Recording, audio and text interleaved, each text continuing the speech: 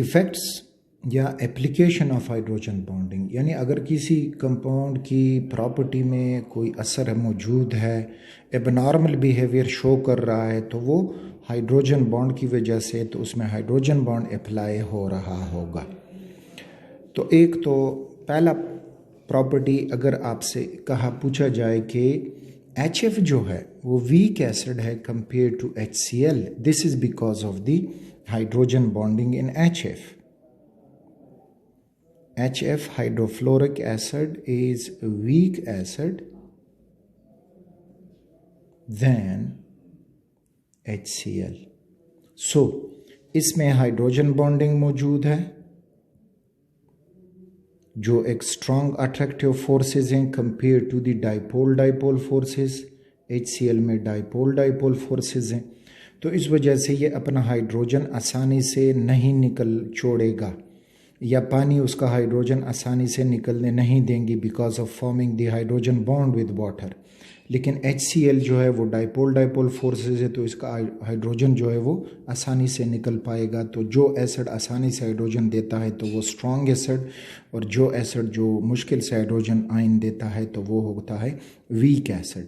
तो एक इफ़ेक्ट ये आपको मिलेगा हाइड्रोजन बॉन्डिंग का। सेकेंड के hydrogen bonding is associating bond. Associating bond यानी नेटवर्किंग, ये एक जाल बना देता है जो पूरे कंपाउंड में फैल जाता है, चाहे वो सेम मॉलिक्यूल में हो या डिफरेंट मॉलिक्यूल्स में हो। तो अगर हम कार्बोक्सिलिक एसिड को देखें, carboxylic acids like acetic acid CH3COOH।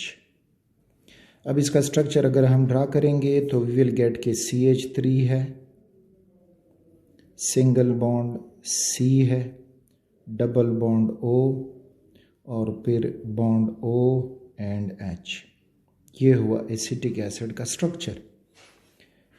तो इसके साथ ही दूसरा एसिटिक एसिड जब मिलता है तो उसका कुछ यूँ आपको मिलेगा वो हाइड्रोजन बॉन्ड फॉर्मेशन वाला फार्मूला कि ये हुआ CH3 C double bond O and H। तो अब ये दो एसिटिक एसिड मॉलिक्यूल आपस में पकड़े एसोसिएटेड रहते हैं, यानी ये ऑक्सीजन इस हाइड्रोजन को अट्रैक्ट करके हाइड्रोजन बॉन्ड बना देगा, और इधर जो कार्बोनिल कार्बन वाला ऑक्सीजन है वो इस OH के ऑक्सीजन को अट्रैक्ट करके ये हाइड्रोजन बॉन्ड बना देगा। तो इस तरह से दो मॉलिक्यूलों में एसोसिएशन क्रिएट हो गई है, और इस किस्म के मॉलिक्यूल्स को कहा जाता है डाइमर्स। डाइमराइजेशन यानी कंपोज्ड ऑफ टू मोनोमर्स या छोटे मॉलिक्यूल्स। अच्छा, इसका प्रूफ कैसे मिला? अगर हम CH3COOH इसका अगर हम मॉलिक्यूलर मास फाइंड करना चाहें, सो यू विल गेट के टोटल कार्बन 2 हैं, हाइड्रोजन टोटल जो हैं वो 4 हैं, और ऑक्सीजन जो हैं वो 2 हैं। तो कार्बन का जो एटॉमिक मास है दैट इज़ 12, तो 12 दूने 24 प्लस 4 हाइड्रोजन प्लस 16 दूने 32। इनको जमा करेंगे तो हमें मिल जाएगा 2 4 6 और 6 10, 3 और ये हुआ आपके पास 5 और 6 60। लेकिन जब एसिटिक एसिड को तौला जाता है तो उसका मास मिलता है 120 का। AMU हो या ग्राम पर मोल लिखते हो तो नो प्रॉब्लम, ये AMU हुआ और ये हुआ 120 AMU। तो इसका मतलब ये है कि जो एसिटिक एसिड हमने मिला और उसका मास हमने मालूम किया तो वो एक्चुअली डाइमर फॉर्म में था। उसमें 2 एसिटिक एसिड हाइड्रोजन बॉन्ड की वजह से एसोसिएटेड हो गए हैं, तो मास जो है वो 120 AMU का हुआ, वो 60 AMU का नहीं बन रहा। तो इस तरह से ये प्रूव हमें मिलता है जब हाइड्रोजन बॉन्ड जो है वो एसोसिएशन करवा देता है मुख्तलिफ इसमें मॉलिक्यूल्स में। अगला जो है हाइड्रोजन बॉन्डिंग अगर किसी मॉलिक्यूल में हो रही है तो results in high melting point अगर उस कंपाउंड का है एंड बॉइलिंग पॉइंट आपको मिलेगा जिसमें भी हाइड्रोजन बॉन्ड होगा। तो हाइड्रोजन बॉन्डिंग इधर एक आप याद रखिए अपने साथ ऑर्डर, अगर किसी कंपाउंड में हाइड्रोजन बॉन्डिंग है तो इसका मेल्टिंग पॉइंट बॉइलिंग पॉइंट ज़्यादा होगा देन डाइपोल डाइपोल फोर्सेस, जिसमें डाइपोल डाइपोल फोर्सेस हैं। और अगर डाइपोल डाइपोल फोर्सेस हैं तो वो स्ट्रॉन्गर होंगे देन लंडन डिस्पर्शन फोर्सेस। आगे हम पढ़ेंगे London dispersion forces next lecture में। तो हाइड्रोजन बॉन्ड एक स्ट्रॉन्ग बॉन्ड है और इस तकरीबन अगर कोवेलेंट बॉन्ड से 20 टाइम्स वीकर है, ठीक, 20 times weaker then covalent bond, 20 times weaker than a covalent bond। तो मीन्स कि इधर कोवेलेंट बॉन्ड होगा तो वो हाई बॉइलिंग पॉइंट रखेगा, फिर उसके बाद हाइड्रोजन बॉन्डिंग है, डाइपोल डाइपोल फोर्सेस हैं एंड लंडन डिस्पर्शन फोर्सेस। तो हाइड्रोजन बॉन्ड की वजह से अगर हम ग्रुप 6 के जो हाइड्रोजन के बाइनरी कंपाउंड्स हैं तो वो देख लेंगे तो H2O जो है उनका जो पहला मेंबर है that is H2O, it's boiling point is very very greater than other members, चाहे वो H2S है, H2SE है और H2TE है। ये क्यों? क्योंकि इसमें हाइड्रोजन बॉन्ड है पानी में और बाकी ये जो हैं वो पोलर हैं लेकिन they have dipole dipole forces. The same case holds for HF। HF has very very greater boiling point than HCl। इसी तरह से अगला मेंबर उसका HBr और HI। अगेन इन तीनों में डाइपोल डाइपोल फोर्सेस मौजूद हैं और इसी तरह से NH3 का अपने ग्रुप मेंबर से बॉइलिंग पॉइंट ज़्यादा होगा, बहुत ज़्यादा होगा। तो ये देखें पानी जो है उसका बॉइलिंग पॉइंट 100 डिग्री सेल्सियस बनता है, दिस इज़ 100 डिग्री सेल्सियस, लेकिन जो H2S है वो बन जाता है -61। तो देखें कितना बड़ा फ़र्क आ गया है इस हाइड्रोजन बॉन्ड की वजह से H2O में और H2S के बॉइलिंग पॉइंट्स में। थर्ड जो इनकी प्रॉपर्टी हमें मिलेगी तो उसमें ये है कि अगेन जिन में हाइड्रोजन बॉन्डिंग एग्जिस्ट करेगा तो उनकी हाई विस्कोसिटी भी होगी, हाई सरफेस टेंशन भी होगा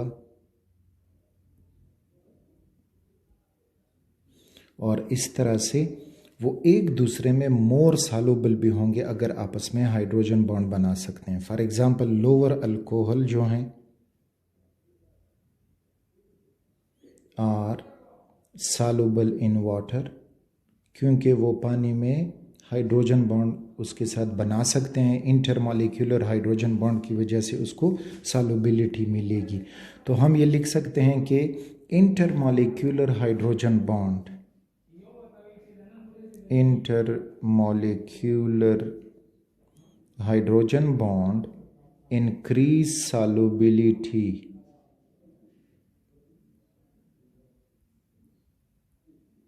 और अगर एक मॉलिक्यूल में इंट्रा मॉलिक्यूलर हाइड्रोजन बॉन्ड है, इंट्रा मॉलिक्यूलर हाइड्रोजन बॉन्ड, तो वो क्या होगा, डिक्रीज सॉल्युबिलिटी।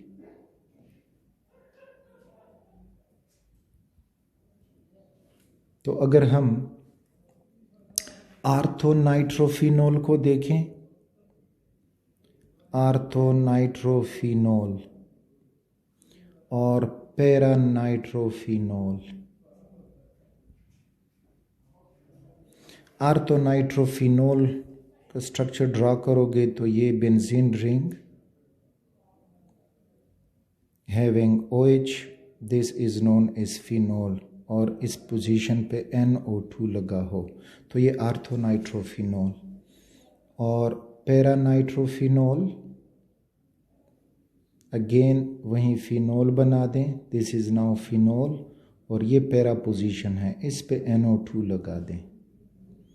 तो अब चूंकि आर्थोनाइट्रोफिनोल में इधर हाइड्रोजन बॉन्ड एग्जिस्ट करता है तो ये होगा लेस सॉल्युबल इन वाटर, और यहाँ पे ये हाइड्रोजन बॉन्ड नहीं बना सकते, ओरिएंटेशन भी डिफरेंट है और दूर भी है, तो इस वजह से ये होगा मोर सॉल्युबल, क्योंकि ये इंटरमॉलिक्यूलर हाइड्रोजन बॉन्ड पानी के साथ बना पाएगा, और ये जो है पानी के साथ इंटरमॉलिक्यूलर हाइड्रोजन बॉन्ड उतने स्ट्रेंथ से नहीं बना पाएगा। अगला जो है कि अगर पूछा जाए कि आइस की डेंसिटी वाटर से क्यों कम है, तो low density of water, density of ice than water, तो इसका रीज़न भी हाइड्रोजन बॉन्डिंग है। देखें, वाटर लिक्विड है और आइस सॉलिड है, यानी सॉलिडिफाइड वाटर। अच्छा, वाटर में जो मॉलिक्यूल्स हैं उनकी डिसऑर्डर्ड अरेंजमेंट होती है, डिसऑर्डर्ड अरेंजमेंट, क्योंकि ये लिक्विड है, और जब सॉलिड क्रिस्टलाइन सॉलिड बन जाता है तो उसमें ऑर्डर्ड अरेंजमेंट हो जाती है, ऑर्डर्ड अरेंजमेंट। तो इस ऑर्डर्ड अरेंजमेंट की वजह से आइस में जो वाटर मॉलिक्यूल हैं वो हेक्सागोन्स बना लेते हैं, यानी ये देखें, ये एक H2O का मॉलिक्यूल हुआ, इधर ये दूसरा H2O का मॉलिक्यूल, तीसरा H2O का मॉलिक्यूल, चौथा H2O का मॉलिक्यूल, पांचवा H2O का मॉलिक्यूल, और ये छठा H2O का मॉलिक्यूल। अब इधर ये हाइड्रोजन बॉन्ड एग्जिस्ट करेगा, इधर हाइड्रोजन बॉन्ड, यहाँ पे hydrogen bond, hydrogen bond, hydrogen bond, hydrogen bond, और फिर ये बाहर के H2O मॉलिक्यूल्स हाइड्रोजन बॉन्ड बना पाएगा, ये भी बाहर के मॉलिक्यूल्स हाइड्रोजन बॉन्ड बना पाएगा, सिमिलरली ओवर हियर इधर भी बना पाएगा, तो इस तरह से ये भी बना पाएंगे। तो you will get this hexagonal structure all around, यानी यहाँ पे अगेन एक हेक्सागोन बना हुआ होगा, यहाँ पर भी एक हेक्सागोन बना हुआ होगा, इसी तरह से यहाँ पर भी एक हेक्सागोन बना हुआ होगा सिमिलरली, और इसी तरह से यहाँ पे एक हेक्सागोन बना हुआ होगा। तो ये सारे हेक्सागोनल अरेंजमेंट आइस में वॉल्यूम बढ़ा देते हैं, because these are the free space present here. तो जब वॉल्यूम बढ़ेगा तो density is inversely proportional to volume, volume बढ़ा तो डेंसिटी कम हो जाएगी।